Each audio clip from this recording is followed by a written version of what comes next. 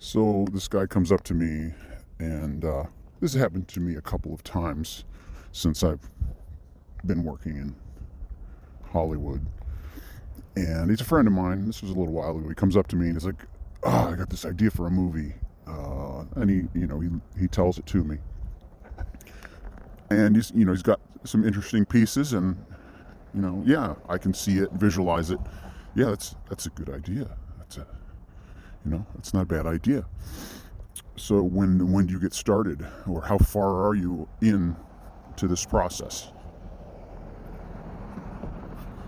Cliffhanger. Welcome. Good morning. Welcome to my daily walk. That may be probably an awful opening tease, but I'll break it down for you in a minute. Welcome to my daily walk. Week 3, actually, third Monday that I've been doing this. This is a daily half-hour topical podcast by some anonymous Hollywood guy who just walks and talks about anything and everything except the things that he's contractually obligated to conceal. Yeah, that's what this is. So, welcome aboard. The format of the show is unfolding as we go along. I just decided to start it, and I started it. I had some topics, and it looks like at this point, Thursdays are going to be a running theme, a themed Thursday, the first theme, and maybe the only theme ever. But right now, the theme for Thursdays is the Hollywood guy, and it's just me talking about my experiences thus far in this town. So next week, or this Thursday, I'll try and remember where I left off last Thursday and pick up from there, because last Thursday was the first themed Thursday Hollywood guy topic. I was also thinking about another idea, another themed day, life lessons. I reflect on some of the things that I've been through in my life that are not Hollywood related, just normal experiences. We've all been through any number of crazy scenarios, and so I'm thinking maybe maybe Tuesdays will be Life Lesson Tuesday or something.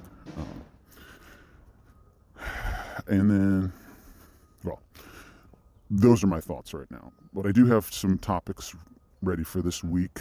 I think I may have teased it last week, but I will be covering bloodlust on Wednesday. That one may be a two-parter, and I may break it into 2 separate Wednesdays. Bloodlust. And Friday, so Thursday will be Hollywood Guy continued. Tuesday, I think tomorrow I'll do a life lesson story. Pick one and see how much I can get through in half an hour. And then Friday, I'm not sure if this was the topic I had originally picked for this Friday, or if it's next Friday, but I'm going to do it this Friday. I'm going to talk about the word fame. So there's the tease for this week. All right, so heading back to this story, a friend of mine,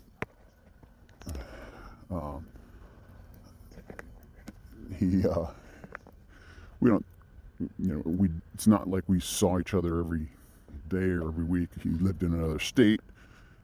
His wife and my wife were childhood friends, and he and I get along great. And he came up to me one time, and at that time I'd only been working in Hollywood for a few years, but he's like, "Hey, yeah, I got this idea." And he may have had it for a long time. He's like, "Yeah, I talked about this with my brother or somebody," and pitches me the idea. And sincerely, I'm like, "Yeah, I could see it. Yeah, I could see doing something like that. There's been stuff like that out there, and so there's a market for it." And so, but it gets a little awkward. It's happened several times, but it gets a little awkward in that, because then he's done telling the story, and I was genuinely positive about it. And then it just kind of hangs in the air. And I know in his mind, it's like, so is that something you want to work on? He's saying it to me. At the time, I'm just a, you know, I'm just a grunt. I have no pull. I have no sway, and I have 1,000 of my own projects in the back of my head that I think are also great ideas. And so I don't recall if I said anything, but I do recall afterwards thinking, there's people like that outside of the industry.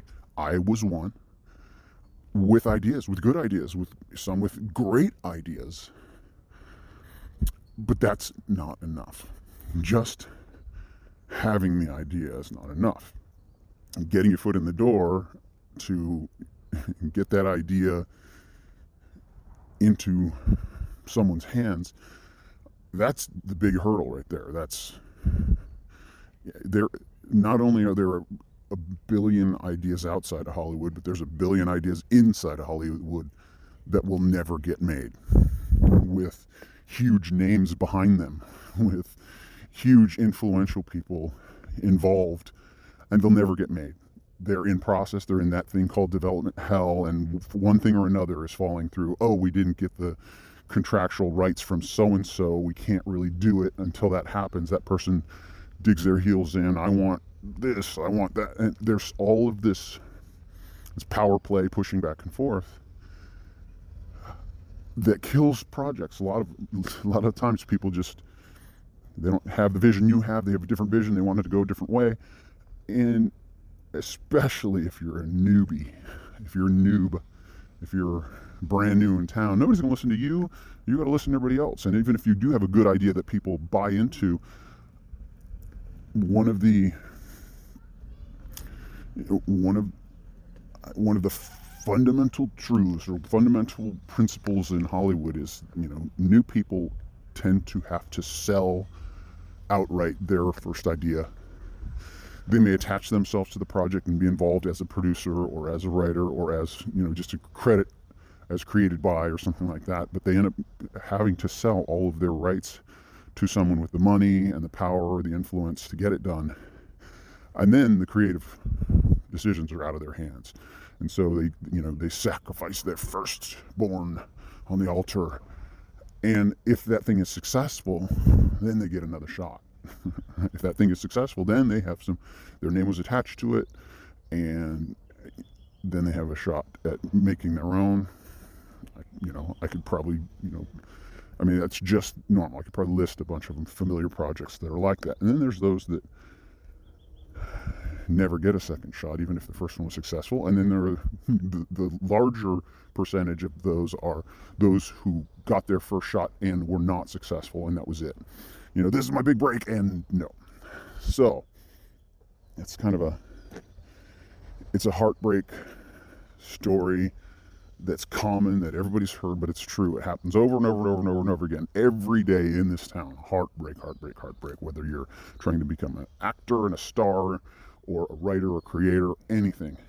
It's just a dog eat dog. And if the one piece of advice I give to everyone who seeks it from me, not that that's very many, but anybody who is just getting into the business and wanting to get advice from someone and find out that I work in the business, quote unquote, the first piece of advice I give, and I read this before and it was told to me, and it is as true as can be. If you, as an aspiring Hollywood person, can find fulfillment and satisfaction in anything other than working in Hollywood, do it. Check yourself. Dig deep down. Evaluate your heart. If there's something else in your life that brings you true joy and satisfaction and fulfillment, maybe you're talented at something. Maybe you are a people person. Maybe there's, if there's anything that you can find genuine fulfillment and satisfaction in, pursue that. Don't waste your time with Hollywood. It'll grind you up and spit you out. But I'm not saying don't try. Don't put all your eggs in one basket. Don't. Yeah, this is the little bit of hypocrisy here. I in a way, have all my eggs in one basket, but I've had a measure of success. And so, anyway, my advice is, if you do a self-evaluation and genuinely know, and you're deep down in your heart, that this is what you're called to and you can't find satisfaction in anything else, fine. Come on down. Welcome to Hollywood. But be ready for pain and disappointment and self-doubt. And maybe middling success if you're lucky. All right. Well, that's the cold hard facts. There's no such thing as an overnight sensation. Most overnight sensations are at least 10 years in the making. But I'm on a tangent. It's a fine tangent to go on. But I want to get back to the topic. The topic really is ideas, or people who have ideas and present them to others. That really is the topic. What would I got to figure out what to title this episode. You already know, but I haven't figured it out yet. So it has to do with people presenting ideas, and I don't just mean in the Hollywood sense. I'll get into that in a second, but let me wrap up this notion of Hollywood ideas or movie ideas or TV show ideas. I have a list of no less than 12 reality TV show ideas. And I have about 7, feature film script, more than that, feature film script ideas. And, I got lists of ideas, most of which will never see the light of day. I'll probably never even revisit. Maybe none. But ideas are easy to come by. Well, for some people. And maybe you're not really a creative person. You came up with an idea that's genuinely a good idea. Hollywood is not really looking for ideas, as you can see. It's remake, superhero, remake, superhero. That's all it is. There's no new ideas. In fact, how many times can you have the universe being threatened and really feel, oh my gosh, the whole universe is threatened. Here I come to save. Well, I better not say that one. That may be a copyrighted line from a animated rodent from my childhood. But Hollywood's not looking for ideas. Hollywood's looking for money or impact. I shouldn't say Hollywood's not looking for ideas. For the most part, the industry's changing. It's always changing, and getting movies made has become more and more difficult if you're an independent, or it's all the studios. They do all the metrics now, and generally they're like, all right, this will make money. This will break even. That's good enough. Let's move on, or whatever. But the risk is, it's just a huge risk. But the good news is there's a whole new way of getting your foot in the door. It's almost like the door itself is not, Hollywood isn't even really the building you need to get into anymore. It's just an open forum. Like, the technological advancements have made it possible for anyone and everyone to get their stuff available, like to become a presence on the interweb. So the old model of going to Hollywood and becoming a star, it's glamorous, it's romantic, it's nostalgic, but it's just a thing of the past. It's all taking a new form. So don't pitch me your ideas, please. Unless it's related to an idea that I'm working on and it adds to it, that's fine. But I don't say that in a disparaging way. Just don't pitch them to me. And this is really the point of what I wanted to talk about today. When people have ideas, There's a reason you're having the idea. Like, it's occurring to you. Consider that. Why is it occurring to you? Is it occurring to you to tell someone else so that they can take it and run with it? And that happens. Why is it occurring to you? And now I'll broaden this, and I'm not just talking about Hollywood ideas, all ideas for entertainment projects. Any idea, period. Say your kid's on a soccer team, and it's your turn, or it's the beginning of the season, and they're like, okay, here's the sign-up list for who's bringing snacks, for this season. Sign up for your day to, after the game, distribute snacks to the kids on the team. What if you propose an idea? Why do we have to do that? Why? This is just from experience. I know somebody who did that. It's like, why? Why do we do that? Why are we bringing snacks for the kids? And half the time it's junk or whatever. And half the time it's like, well, they're about to eat lunch because the game happened, and why do they need that? And it's a burden on the parents. Oh, why? I got to go shopping all of a sudden right before this game. There's an idea. Let's just not do it. And a person proposed that, and immediately at least half of the parents were like, yeah. Let's just opt out.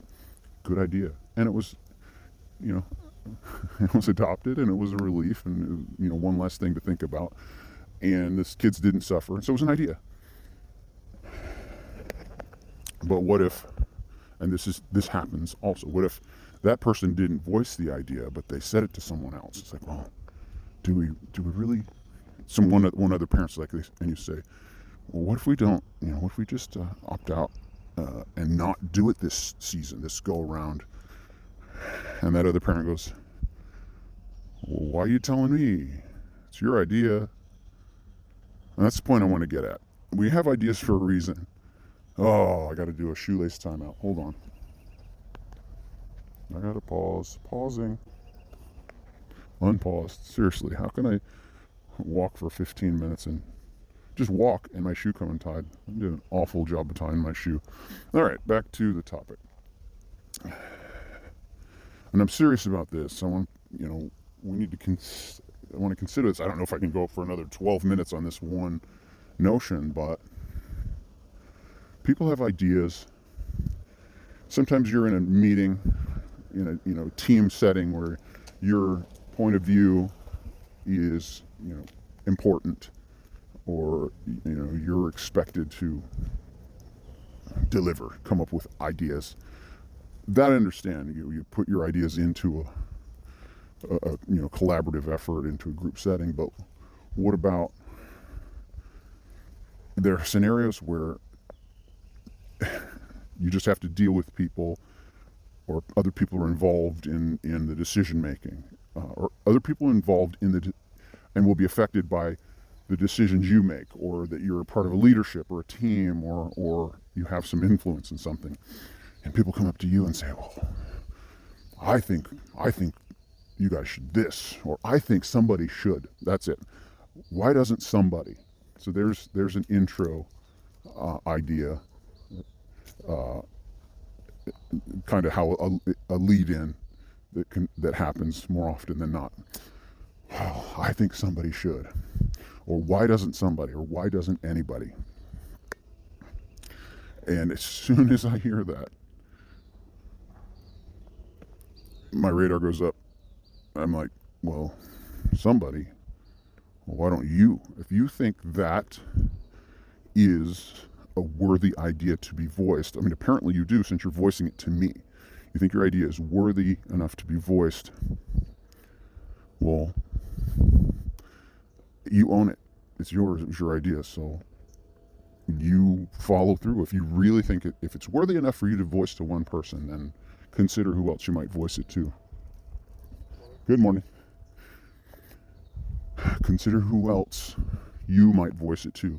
But before you even go that far, do an assessment, think of the idea, and see yourself implementing it. You have an idea, and now put yourself in the driver's seat.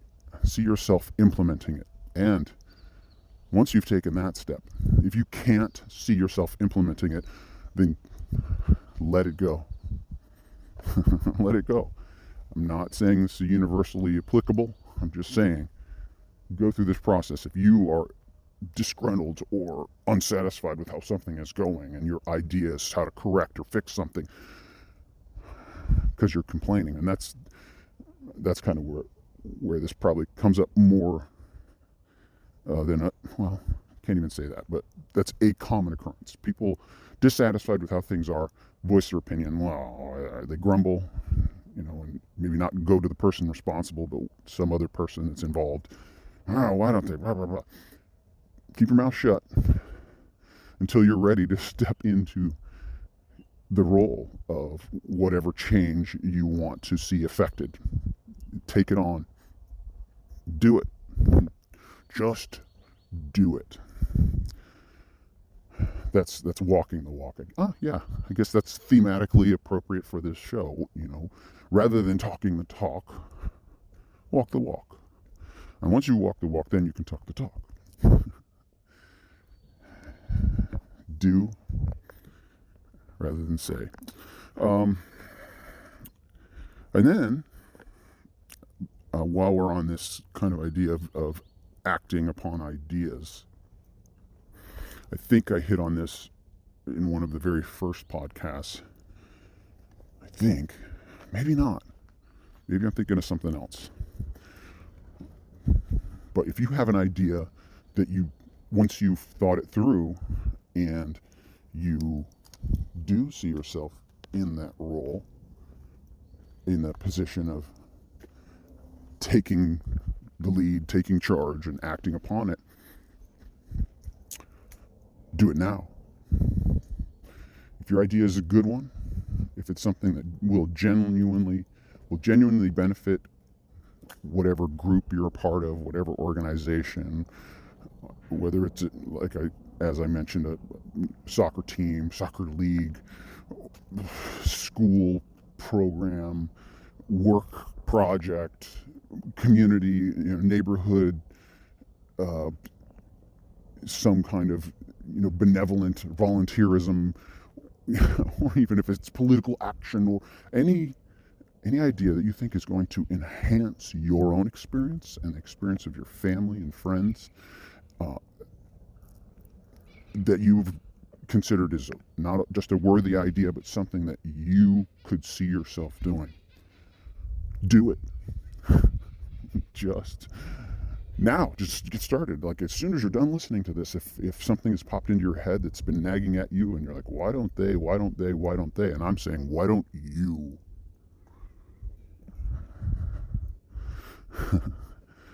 Because you are an agent of change. You have power. You are powerful. Your words and your actions transform your environment every day. So you are a force for good. That's why you get ideas. Ideas pop into your head so that you can do something with them. Why don't you? And do it now. Why wait? Don't wait for somebody else, some other circumstance. Get started. Seriously, if it's a genuinely good idea that is going to benefit, the sooner you get started, the sooner the benefits are felt.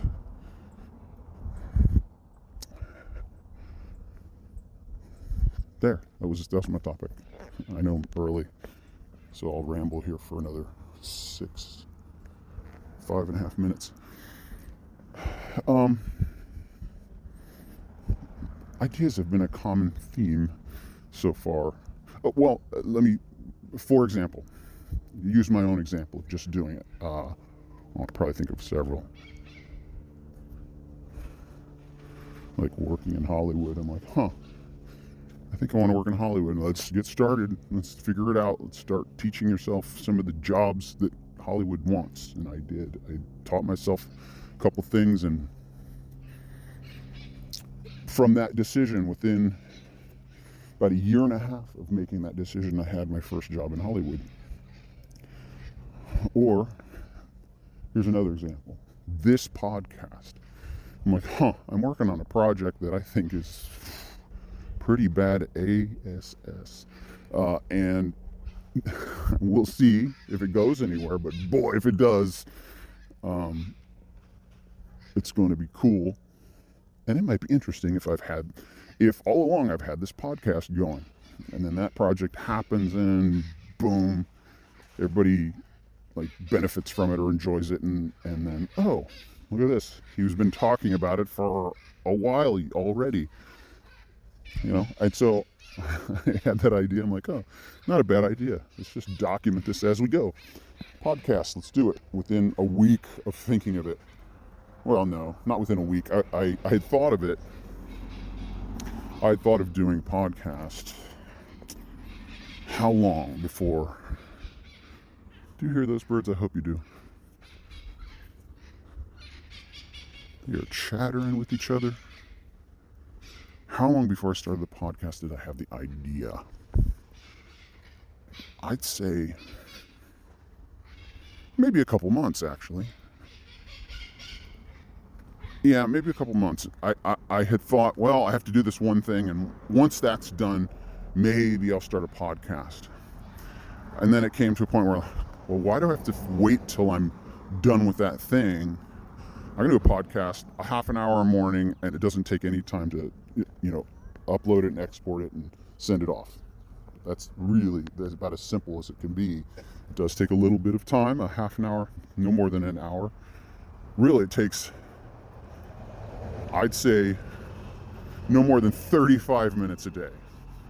The 30-minute recording, literally 5 minutes to, attach the recording device to the computer, upload it, put a couple filters on it, export it, email it. It's that quick. Done. Posted. So I thought, well, since I'm working on this one thing, this one part of the project, rather than finishing that first, let's start the podcast concurrently while I'm working on it, which I'm currently still working on. And it's cool where I can say, well, I was still doing this part of the project when I started the podcast. I was right in the middle of it, rather than waiting till it's done. So that might even increase the interest and value of this podcast at some point. Who knows? Seriously, I don't know. A lot of us say we can't predict the future. That's a lie. We can all predict the future. The sun is going to set. The sun is going to set and rise, and set and rise. So I can predict the future with precision accuracy. I have a friend who's an astrophysicist who can tell me what time the sun will rise in 7,000 years.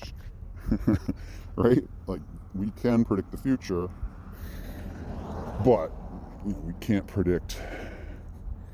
We can look at the signs of the time, those seasons, and determine things that are coming, and then we can calculate probabilities and likelihoods, and will my project number one, succeed, or any project I ever work on it, will it, I've worked on successful projects, but I'm talking about mine, like it's something I came up with, that I am I'm the producer, I'm the one pushing it, I'm the energy behind it. Will I have that kind of success? I don't know. Who knows? It would be nice. It's my desire. It's what I hope and think will happen. But if it doesn't, I can't. There are no guarantees. If it doesn't, I have to be fine with that too. I have to be ready at all times for whatever's coming my way. Be resilient. Don't be destroyed. Don't be despondent. That gets back to that advice that I give. It's like, if you can take it, if you can take rejection, if you can take failure, if you can take even being ridiculed when you've done nothing wrong, when you've done everything right, and still being chastised and ostracized and browbeaten, and if you can handle that, then maybe you got what it takes. If you can process all that stuff and not take it personally. But if you have that idea, it happened to you for a reason.